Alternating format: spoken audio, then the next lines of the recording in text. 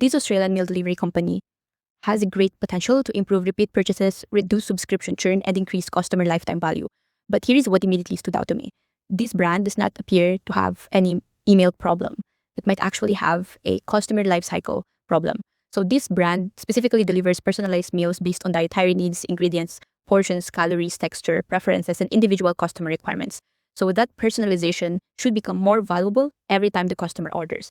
So the company should gradually learn what the customer enjoys, what they avoid, which portions work, which meal plan fits their lifestyle, which they ordered in the first place, what makes them likely to pause, and what could make them cancel. But if that knowledge remains scattered across checkout notes, questionnaires, platforms, customer service, feedback forms, and even individual team members, the business may be forced to repeatedly relearn the same existing customer. And in a subscription business, that is quite expensive because customers do not only cancel because they forgot to reorder. They cancel when the meals stop fitting the routine, the fridge begins filling up, their budget changes, they travel, their goals change, the delivery experience disappoints them, their preferences are not remembered, or managing the subscription alone becomes harder. So none of those problems can be fixed by simply building another Klaviyo flow, right? So in this business diagnosis, I am breaking down what this specific brand already has working in its favor, the deeper retention gap we see from the outside, and the 3 systems I would investigate first to make the subscription experience harder to replace. So this is an outside-in business review based on publicly available information and the company's retention brief. I do not have access to the business internal cohort, subscription delivery, customer support, margin, or any lifecycle data. So remember that these are working hypotheses and not confirmed conclusions. So let us begin. So before diagnosing retention, we need to recognize that this brand has already built several things that many subscription businesses in this specific niche struggle to create. So first, they have a genuinely personalized product. So this brand is not simply delivering one standard meal to every consumer. Its product can be adapted around the customer's diet, ingredients, portion size, calorie level, texture, allergies, preferences, and even individual needs. So that alone creates a very strong potential retention advantage. So the more specific a customer's dietary requirements become, the harder it may be for them to find a replacement service that understands them equally well. So a customer who only wants convenient meals can compare to other several providers, but a customer who needs specific ingredients removed, a particular portion size, a certain texture, and meals aligned with their health or lifestyle goal has a more complicated decision. So once the company understands that customer properly, switching becomes less attractive to that specific customer. So that means personalization is not only a product feature for the brand, it can become their commercial moat. Second, a real recurring use case. So meal delivery naturally fits a subscription model because food consumption repeats. So the business does not need to invent any artificial reason for the customer to return. People need to eat every week, every day. They continue managing their health. They continue balancing work, family time, convenience, and dietary needs. So that gives the specific brand a real opportunity to become part of the customer's routine.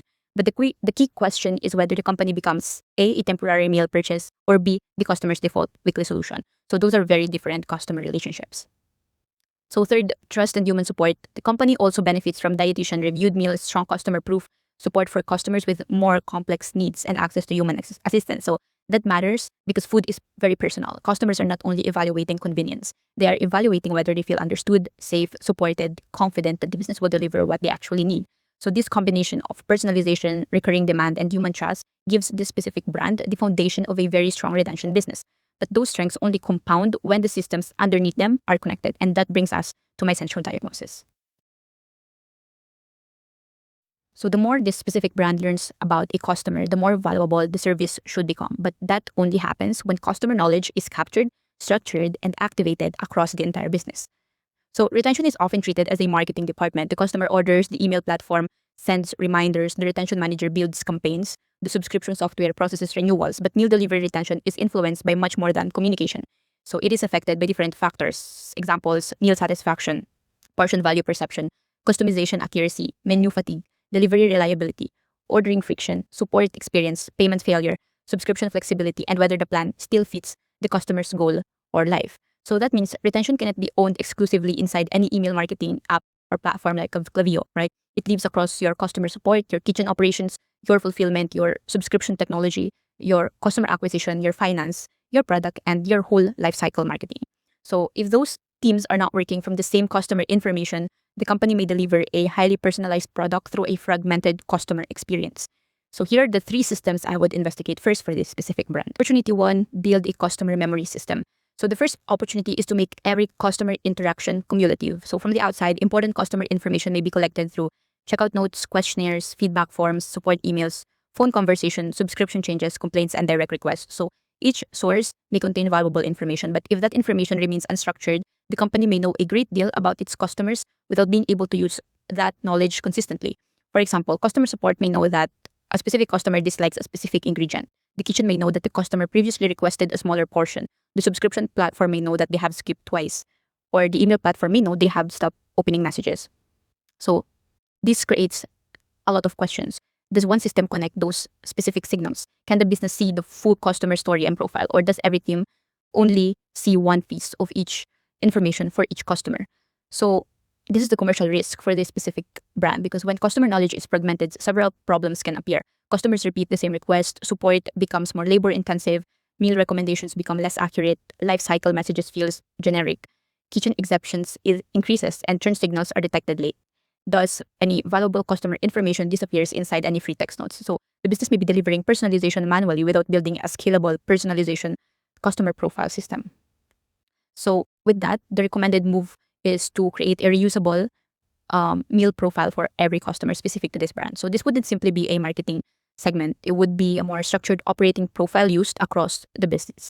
So it could include the customer's primary reason for ordering, their dietary plan, allergies and ingredient exclusions, preferred proteins, disliked meals or ingredients, preferred portion size, calorie or protein target, texture requirements, delivery preferences, household context, lifestyle goals, and any other previous complaints that they had, subscription activity, and churn risk signal. So the important part is not only collecting the data, but making it usable across different departments of the company, like customer support, the operations, the subscription management, the product recommendations, and the whole life cycle communication. So this massively improves your retention, because imagine if the customer receives their first delivery, instead of sending a generic message saying, "Did you enjoy your order?" the company could ask, "Did the portion size feel right? Were there any meals you would not choose again? Did the meals fit dietary goal you selected? Was the delivery experience convenient? Or would you like us to adjust the next order?" So before the second renewal, the business could use those answers to recommend an adjustment already, working in a more proactive way rather than reactive. So that creates a very different customer experience. So the message is no longer your subscription is renewing. It becomes, "We have updated your next delivery based on what you have told us." That is how personalization becomes your retention.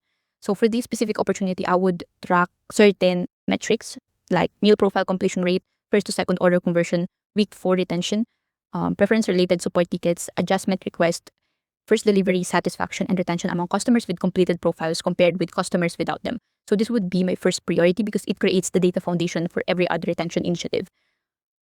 Opportunity 2, build reason-based subscription save and recovery paths. So the second opportunity is to stop treating all cancellations as the same event. Customers leave subscriptions for very different reasons. So one customer may have too many meals left in the fridge, another may be traveling, another may be struggling with the affordability, another may dislike the menu, another may have changed their dietary goal, may have experienced failed delivery, may simply need fewer meals, or another may not even intend to cancel. They just have some kind of card problem. So many subscription businesses respond to all these situations with the same solution, like a discount. But a discount only solves one type of problem, and sometimes it does not even solve that. So retention should begin before cancellation. A strong subscription system gives customers visibility and control before they feel trapped. So before renewal, the customer should clearly see their next delivery date, the meal quantity, their selected plan, their saved preferences, and the deadline for making changes, and any direct options to edit, skip, pause, or adjust the order. So this helps prevent the kind of cancellation that happens because the customer feels the subscription is happening to them rather than working for them. Because of that, the company needs to match the save path to the reason. So when a customer chooses to cancel, the business should capture the reason before presenting an alternative. So if the customer has too many meals, for example, you can offer a skip delivery, a smaller meal count, or a lower delivery frequency, or even like a planned pause. For example, if the customer is traveling, you can allow them to pause until a selected return date, and then the subscription should restart automatically rather than relying on the customer to remember. Another example, if the customer says the service is too expensive, you can offer fewer meals, smaller plan, different frequency, or a temporary flexible adjustment plan. So the first response should not always be a permanent discount that weakens the business margin, basically. So another example, if customer did not enjoy the meals, do not immediately offer money off. You should offer preference refinement, different protein options, a meal plan change, or even a conversation with your support. So for example, I think this is more common if customers' goal changed or they don't know a more defined goal. So you can recommend a more suitable plan rather than forcing them to remain in their original one or original plan. So this matters because a subscription should make your customer's life easier. When leaving feels easier than managing the service, that's when the customer cancels. The goal is not to make the cancellation difficult or scammy for them, but to make their staying flexible and convenient for them. So for this opportunity two, I would track the following metrics: voluntary churn, involuntary churn, cancellation save rate, failed payment recovery, pause to reactivation rate, skip to reactivation rate, and cancellation reasons over time. So the most important insight is that churn rate alone is not enough. The business needs to know what kind of churn it is experiencing, because different churn requires different ownership and solution. Opportunity three, create a cross-functional retention control room. So this third opportunity is basically operational visibility. A retention manager cannot improve what the business cannot see, and they cannot fix the problems owned by another department without a clear operating rhythm. So meal delivery churn can be influenced by late delivery, incorrect customization, portion dissatisfaction, ordering difficulty, poor support interaction, refunds, repeated menu choices, subscription confusion, discount dependency, or even low contribution margin. So if the business only reviews email revenue, open rates, and cancellation volume, it may miss the real reason customers leave. So this is what the retention control room should show to you. So I would build a weekly retention view covering first to second order conversion, 30, 60, and 90-day repeat purchase, week 4, week 8, and week 12 subscription retention, customer lifetime value, churn by reason, by plan, by customer type, by acquisition source, by delivery region, delivery defects, refunds and credit, support contacts per order, customized versus non-customized retention, failed payments, and contribution margin by cohort. So this is where retention becomes a business discipline rather than a campaign calendar. So these are the questions that the business should answer. First and foremost is, do customers acquired through heavy discounts churn faster? Do customers with completed meal profiles stay longer? Does one delivery region produce more cancellations? Do portion complaints predict churn? Are support interactions improving retention or only responding after dissatisfaction? Which meal plans create the strongest lifetime value? Which plans create high revenue but also high operational complexity? Does customization increase retention enough to justify the cost of delivering it? Which cancellation reasons are increasing, and where is the company losing the most money? So what is the operating rhythm? The dashboard itself is not the system. The decisions made around it are the system that the business or this specific brand needs to create. So weekly, there's need to review emerging churn signals, resolve urgent delivery or product issues, review current retention experiments, and assign clear ownership. By monthly, business needs to analyze cohort performance, prioritize next retention test, compare operational defects with customer loss, and review the financial impact to P&L. And for quarterly, business needs to review subscription design, assess plan profitability, evaluate menu complexity, review loyalty and referral economics, and decide whether customer segments should be treated differently. So this is the layer most marketing audits miss. They may identify that churn is increasing, but someone still needs to determine why, what the loss is worth, which team owns the cost, what should be changed first, and whether the intervention actually worked. So that is where growth and operations need to function as one system. So this is why I wouldn't start with loyalty. A loyalty or referral program may eventually create meaningful value for this specific brand. So the company appears to have customers who appreciates the service and could become strong advocates, but loyalty should amplify a strong experience.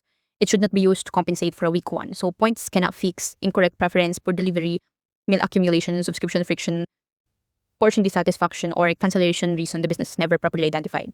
So my order of operations would be: first, improve first delivery activation; second, structure customer preference data; and third, strengthen subscription control and recovery; and fourth, identify and remove any operational churn drivers. Then we can build the loyalty and referral mechanics around the customer experience that has already proven it deserves advocacy. Otherwise, the business may end up paying customers to remain inside an experience that still contains preventable friction, and that could be more expensive in the long run. So what I would not do first, I would not begin by recommending more generic email campaigns, more discounts, complicated points program, more acquisition spend, more menu options, or a larger technology stack for this brand. So those things may eventually help soon, but they should not be used as substitutes for understanding the customer life cycle. So increasing acquisition while preventable churn remains unresolved means paying to refill a leaking customer base. Adding more menu options may create more variety, but it can also increase kitchen complexity and make personalization harder to manage. Adding software without clear data definitions may simply spread fragmented information across more platforms. So the first goal should be visibility. So where are customers leaving? Why are they leaving? What is that loss worth? And who owns the fix? So what I would investigate in this diagnosis is that a meaningful retention diagnostic for this specific brand should go far beyond reviewing any email marketing campaigns, Klaviyo, flows, etc. I would begin with 5 base areas. First is to establish the baseline. What is the current first to second order rate, 30, 60, 90-day repeat purchase, voluntary and involuntary churn, subscription duration, lifetime value, and contribution margin by cohort. Second is to map the life cycle. What happens from first visit to first order to meal profile capture to first delivery to renewal to skip to pause to cancellation to reactivation. Third, separate the churn drivers. Is the customer leaving because of product fit, delivery, value, payment, menu fatigue, subscription friction, goal completion, or temporary lifestyle change? Fourth, prioritize by business impact. Every possible improvement should be ranked by expected financial impact, customer impact, confidence, operational effort, and speed to learning. Fifth, assign ownership. Which retention issues belong to lifecycle marketing, customer support, kitchen and menu operations, delivery and fulfillment, web and subscription systems, finance, acquisition, or leadership? Because a diagnosis is only useful when the findings become owned work. So this brand is not only, or does not simply deliver meals. It gradually learns how each customer needs to eat. That learning can become the company's strongest retention advantage, but only when it becomes cumulative, visible, structured, and actionable. So the goal is for every delivery to become more relevant, easier to manage, better suited to the customer, and increasingly difficult to replace. So that requires more than email automation or any marketing. It requires a customer memory system, a reason-based subscription recovery system, and a cross-functional retention operating system. That is how the business moves from sending recurring orders to building recurring customer value. So if you run a subscription or e-commerce business and customers are leaving the brand, the answer may not be another marketing campaign. The deeper issue may sit inside their product, customer experience, subscription mechanics, customer support, fulfillment, pricing, data, or unclear ownership between things. So I'm Jonah. I work across founder-led growth and operations to diagnose what is making their business growth harder than it should be, and then turn those findings into owned, measurable work. That means connecting customer data, lifecycle strategy, operational issues, team accountability, commercial priorities, and weekly performance. Because the goal is not only to identify an opportunity, the goal is to make sure someone owns what happens next. So on this channel, I break down founder-led businesses using publicly available information and share the strategic questions I would investigate first before recommending the final solution. The public diagnosis is the starting working hypothesis. Deeper value comes from validating it through internal customer behavior, journey, cohort data, financial performance, operational realities, and the founder's actual priorities. Subscribe for more founder business diagnosis. And if your business has customers, revenue, and real demand, but retention still feels disconnected across marketing and operations, you can learn more about Suktikali through the link below. Because customers rarely leave for only one reason, and retention improves when the whole business learns how to make a system of response.